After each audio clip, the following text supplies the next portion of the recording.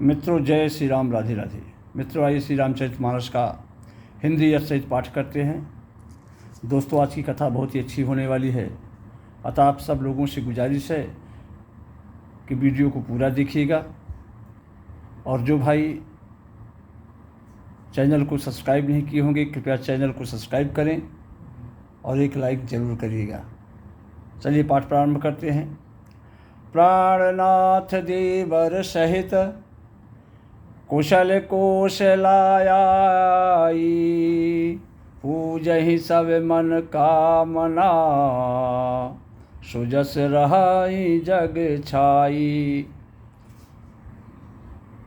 सीता जी कह रही है कि हे माँ गंगा, प्राणनाथ देवर सहित कुशल कोशला आई। मैं अपने स्वामी और देवर सहित कुशल पूर्वक अगर अयोध्या लौटती हूँ तो तुम्हारी सारी मनोकामनाएं अवश्य पूरी करूँगी और तुम्हारा सुंदर यश संसार भर में छा जाएगा माते। तो गंग बचन सुनी मंगल मूला, अमुदित सी सुर सर अनुकूला। मंगल के मूल गंगा जी के वचन सुनकर और देव नदी को अनुकूल देखकर सीता जी बहुत प्रसन्न हुई, बहुत ही आनंदित हुई। तब प्रभु गुहहि कहो घर जाहू, और सुनत सुख मुख भाव उरदाहू। तब प्रभु श्री राम ने निषाद राज गुह से कहा कि हे भैया, अब तुम अपने घर को वापस जाओ। और जैसे ही निषाद राज यह सुनता है कि प्रभु हमको घर वापसी कर रहे हैं, घर के लिए बोल रहे हैं, तो उसका मुख सूख गया, उदास हो गया, उसके हृदय में दाह उत्पन्न हो गई। तो दीन बचन गुह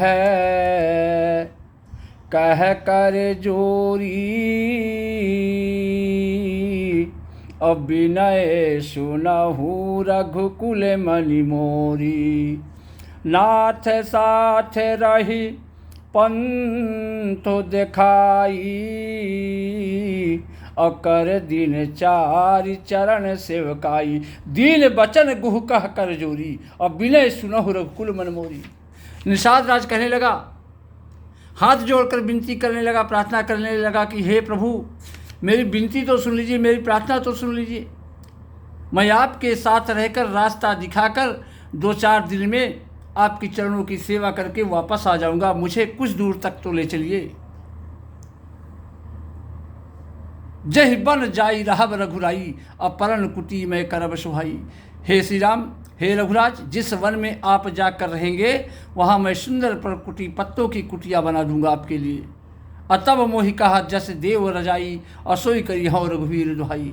तब मुझे आप जैसी आज्ञा देंगे, तब मोहि कहा जस देव रजाई, जिस प्रकार मुझे कहेंगे उस प्रकार मैं आपकी आज्ञा का पालन अवश्य करूंगा। उसके स्वाभाविक प्रेम को देखकर श्री रामचंद्र जी ने उसको अपने साथ ले लिया। इससे गुह के हृदय में, निषाद राज गुह के हृदय में बहुत ही प्रसन्न हुआ निषाद राज गुह। और पुनि गुह ज्ञाति बोली सब लीन है, और करि परितोष विदा तब कीन है। फिर निषाद राज ने अपनी जाति के लोगों को बुला लिया और उनका संतोष करा के, उनको सब प्रकार से संतुष्टि दिला करके उन सबको विदा किया, अपने गांव के लोगों को। तो तब गणपति शिव सुमिरे प्रभु, अनाई सुर सरही मात। तब प्रभु श्री रघुनाथ जी, गणेश जी, शिव जी का स्मरण करके तथा गंगा जी को प्रणाम करके मस्तक नवाकर सखा निषाद राज, छोटे भाई लक्ष्मण जी और सीता जी सहित वन को चले। और तेहे दिन भायऊ बिटप तर बासु, तेहे दिन भायऊ बिटप तर बासु। लखन सखा सब कीन्हे सुपासु, अप्रात प्रात कृत करि रघुराई। तीरथ राज दिखे प्रभु जाई, तेहि दिन भयउ बिटप तर बासु। उस दिन पेड़ के नीचे निवास हुआ भगवान श्री राम का। लखन सखा सब कीन्ह सुपासु। लक्ष्मण जी और सखा निषाद राज गुह ने भी विश्राम किया। सब सुव्यवस्थित कर दिया गया। और प्रात कृत्य कर रघुराई, अतीरथ राज देख प्रभु जाई। प्रभु श्री रामचंद्र जी ने सवेरे प्रातः काल की सब क्रियाएं करके, नित्य क्रियाएं करके जाकर तीर्थों के राजा प्रयागराज का दर्शन किया और उनको प्रणाम किया। उस राजा का सत्य मंत्री है, प्रयागराज राज का सत्य मंत्री है, श्रद्धा प्यारी स्त्री है और श्री बेड़ी माधव जी सरीखे हितकारी मित्र हैं। तो चारि पदार्थ भरा भंडारू, अपुण्य प्रदेश देश अति चारू। चारों पदार्थ कौन कौन से? धर्म, अर्थ, काम और मोक्ष से ये क्षेत्र भरा हुआ है, भंडार है। और वह पुण्यमय प्रांत ही उस राजा का सुंदर देश है। प्रयाग क्षेत्र ही दुर्गम, मजबूत और सुंदर गढ़ किला है, जिसको स्वप्न में भी शत्रु नहीं पा सके हैं, पाप रूपी शत्रु नहीं पा सके हैं। संपूर्ण तीर्थी उसके श्रेष्ठ और सैनिक हैं, जो पाप की सेना को कुचल डालने वाले और बड़े रणधीर और वीर हैं। गंगा, यमुना और सरस्वती का संगम, सिंहासन सुठ सोहा, अछत्रु अक्षय वट मुनि मन मोहा। गंगा, यमुना और सरस्वती का संगम ही उसका अत्यंत शोभित सिंहासन है। और छत्र अक्षयवट मुनि मनमोहा, अक्षयवट जो वृक्ष है वो छत्र है, जो मुनियों के भी मन को मोहित कर लेता है। चंवर जमुन और गंग तरंगा, देख होई दुखदारी चभंगा।